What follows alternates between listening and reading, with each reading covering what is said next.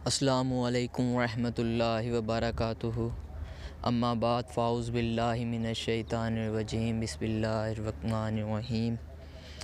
میرے دوستوں اور احباب جتنے بھی سننے والوں کو میری طرف سے السلام علیکم ورحمۃ اللہ وبرکاتہ۔ ہوپ سو آپ اسلامک چینلز کے ساتھ اسلامک تعلیمات لینے کے لیے ہمارے چینل پہ تشریف لائے ہوں۔ اس سے پہلے اگر آپ ہمارے چینل پہ نہیں آئے ہیں تو لائک کرنا ہے، سبسکرائب کرنا ہے اور بیل آئیکن کے بٹن کو بھی پریس کر لیجئے گا۔ آج ہم آپ سے ڈسکس کرنے والے ہیں نبی اکرم صلی اللہ علیہ وآلہ وسلم کی زندگی کچھ احادیث۔ تو پہلی حدیث آپ صلی اللہ علیہ وسلم کی نجومیوں کے بارے میں ہے۔ جو لوگ نجومیوں کے پاس جاتے ہیں ان کے لیے ایک وعید ہے۔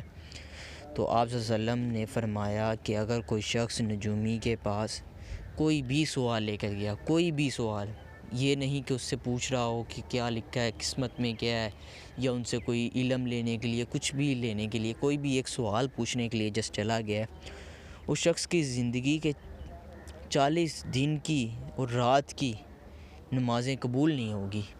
یہ ایک وعید ہے ان لوگوں کے لیے جو نجومیوں کے پاس جاتے ہیں۔ اس کے بعد ہمارے پاس دوسری حدیث میں آزمائش جتنی بھی سخت ہوتی ہے اس کا بدلہ بھی اتنا ہی بڑا ہوتا ہے۔ یعنی آپ صلی اللہ علیہ وسلم نے ان لوگوں کے لیے ایک بات بتائی، ایک نعمت بتائی اور ایک تعریف کی ان لوگوں کے لیے ایک انعام دیا جو لوگ آزمائش میں ہیں۔ تو آپ صلی اللہ علیہ وسلم نے فرمایا کہ جتنی بڑی آپ کی آزمائش ہوگی اور اتنا ہی بڑا آپ کو اجر بھی دیا جائے گا اور اس کا بدلہ بھی اتنا ہی بڑا دیتا ہے اللہ تعالیٰ کی ذات اقدس۔ آج کی تیسری احادیث ان لوگوں کے بارے میں ہیں جو کہ اللہ کی راہ میں مال کو خرچ نہیں کرتے، ذخیرہ کر کے رکھتے ہیں، ان کے لیے حدیث ہے۔ تو آپ صلی اللہ علیہ وسلم نے فرمایا کہ ہر دن صبح 2 فرشتے اترتے ہیں، ان میں سے ایک فرشتہ اللہ سے یہ دعا کرتا ہے کہ اے اللہ، خرچ کرنے والوں کو بہتر بدلہ عطا کر۔ یعنی کہ جو اللہ کی راہ میں خرچ کرتے ہیں یا اپنی ذات پر خرچ کرتے ہیں ان کو بہتر بدلہ عطا فرما، ان کے لیے بہتری فرما، ان کے لیے دعا کرتا ہے وہ فرشتہ۔ اور جو دوسرا فرشتہ ہے وہ اللہ تعالیٰ کی ذات سے یہ دعا کرتا ہے کہ جو شخص خرچ نہیں کرتا اپنی ذات پر، اللہ کی راہ میں خرچ نہیں کرتا، اس کے مال کو تلف فرما۔ یہ ان سے ہمیں سیکھنا چاہیے کہ کس طرح ہم اپنے مال کو استعمال کرنا چاہیے، اللہ کی راہ میں خرچ کرنا چاہیے۔ زکوٰۃ، حج اور جتنے بھی ہمارے پاس فطرانہ ہے، زکوٰۃ ہے، صدقہ ہے، ان کو کرنا چاہیے۔ اللہ کی راہ میں صدقہ کرنا بہت بڑا اور اجر اور نیکی کا کام ہے۔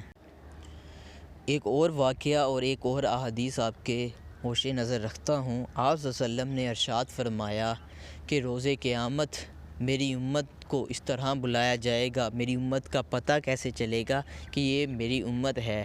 آپ صلی اللہ علیہ وسلم نے فرمایا ان کے دونوں پاؤں، دونوں ہاتھ اور چہرہ چمک رہا ہوگا۔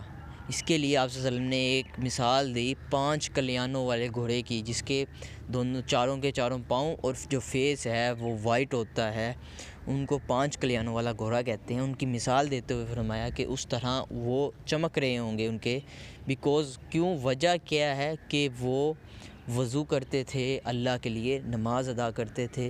تو ان لوگوں کے لیے یہ ایک نشانی ہے کہ جو لوگ نماز ادا کرتے ہیں، وضو کرتے ہیں، روز حشر ان کے ہاتھ پاؤں چمک رہے ہوں گے سورج کی طرح۔ تو ہوپ سو آپ کو یہ انفارمیشن اور یہ احادیث بہت ہی اچھی لگی ہوں گی۔ ہوپ سو اللہ سے امید کرتے ہیں کہ اللہ ہمیں دین کی راہ پر چلانے والا بنا اور آپ صلی اللہ علیہ وسلم کی احادیث پہ عمل کرنے کی توفیق عطا فرمائے۔ تو ملتے ہیں نیکسٹ ویڈیو میں، تب تک اپنا خیال رکھیے گا۔ اللہ حافظ، فی امان اللہ، جزاک اللہ۔